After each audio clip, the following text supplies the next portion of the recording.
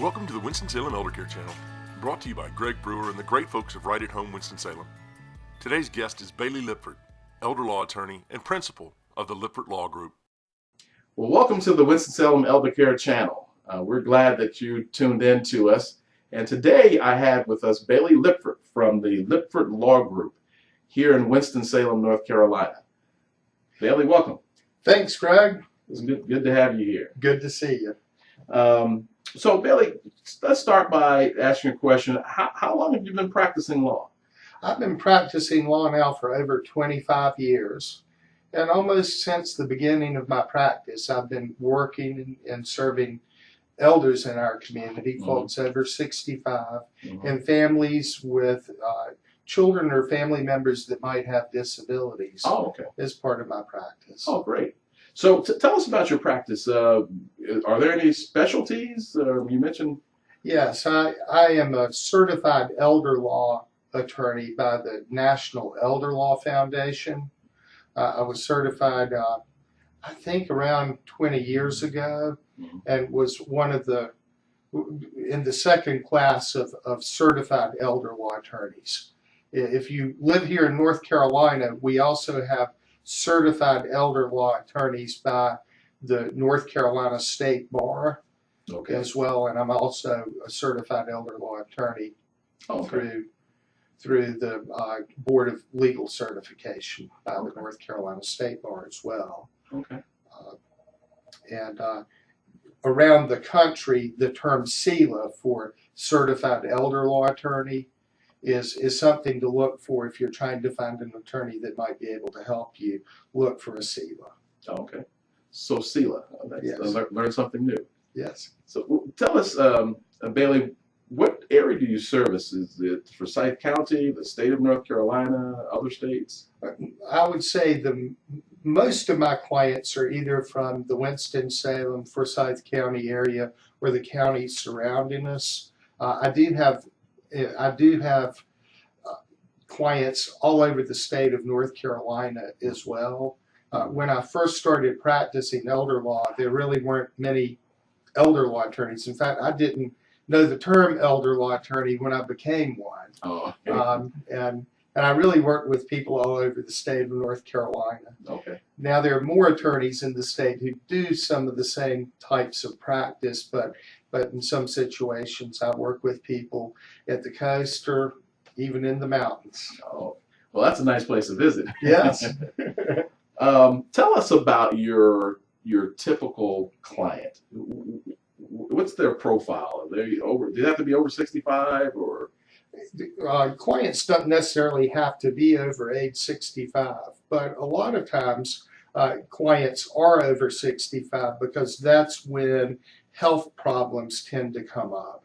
A typical client situation for me would be a wife or a husband or a daughter, sometimes a son, coming in and saying, we've ended up having to take Dad to the hospital. Dad has memory problems. The hospital saying it's time to either decide on bringing Dad home with 24-hour per day supervision, or might need an assisted living facility or a nursing facility. And we help guide those families concerning what the options are and what ways they can finance getting help in those different situations. Okay, well, good, thank you.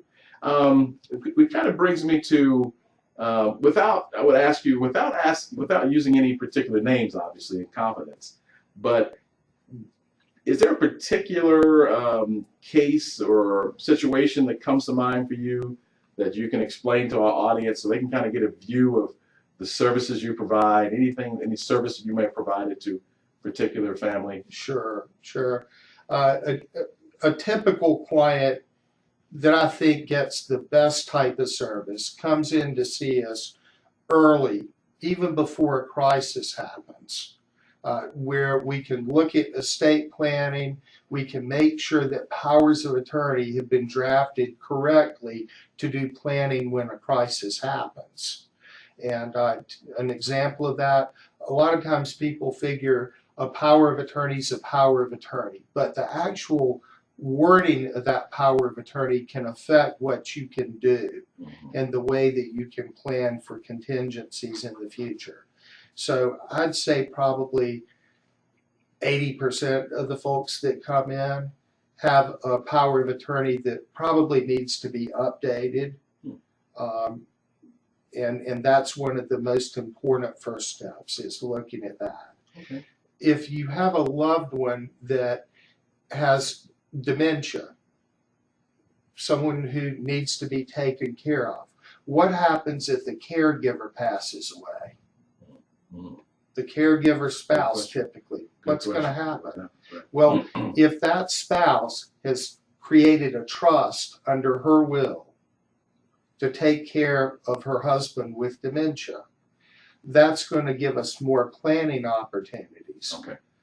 And so when do we want to do that type of planning? We want to do that as early as possible. When both parties are. Yeah, when Healthy as both parties can participate. Okay. So if a loved one has been diagnosed with dementia, that's the time to come in. Not wait until the dementia gets more advanced. More advanced. Great. Yeah. That's great insight. Now, another typical client would be a client with basically a crisis. They've moved into a nursing home. The cost of the facility is going to run $8,000 a month or so. And very quickly, if you're spending $7,000 or $8,000 a month, you could exhaust everything you have. And so we would give guidance on what the options are there and help with the application process in order to help somebody preserve assets and options. I'm personally a big believer in trying to find ways to help people stay at home. I found very few people, if I asked the audience how many folks would like to have to live in a nursing facility, most people would like to hear what the options are that involve something other than a nursing home. Right. And so we help both with the state options and even the options to privately fund care, which can be critical. I don't know about you, Greg, but in my experience, there are a lot of people who figure that if they just spend everything, right, or they give it all away, yes, that the state's going to take care. And that's why I frequently hear that. Yes. Yeah, the spend down. The concept is that people are going to just get rid of all of my assets, and that way I'm kind of a ward of the state, and right, they'll just take care of me somehow. And unfortunately, those of us in the aging network that work with people in these situations know that the options aren't as plentiful as people tend to think. That they are. And so the earlier I can discuss what the options are, the more realistic the plan can be. So that tends to get people away from planning in advance, but you're suggesting that they do. Let's take a look at this early as possible. That's right, and look and see what realistic options there are that are going to satisfy your needs. Their needs. Good. Well, that leads me to a question of, is there a differentiation between maybe what you do and what other attorneys in the area may do in your mind? Yes, I think we take a very holistic approach. Okay. And we take a lot of time in discussing what options and plans we can come up with. I have a social worker on my staff. Okay. And she can help people in times of crisis with looking at what options there are and interface with companies like yours. Okay. To line up care for folks. Sure. Great. Well, that's really needed. People need the time to be able to, and somebody to talk to work through that. Yes. Well, then finally, Bailey, is there anything else you'd like to share with our audience about? Sure. Your firm? If anyone wants to get in touch with us at the Liipfert Law Group, PLLC, our phone number is 336-283-4848. Our web address is www.liipfertlaw.com. liipfert.com, and we'd be pleased to meet with you at some point here in the future. Well, Bailey, thank you so much for taking the time to share with our audience about what you do and how you can be helpful. Thanks for inviting me, Greg. You are welcome.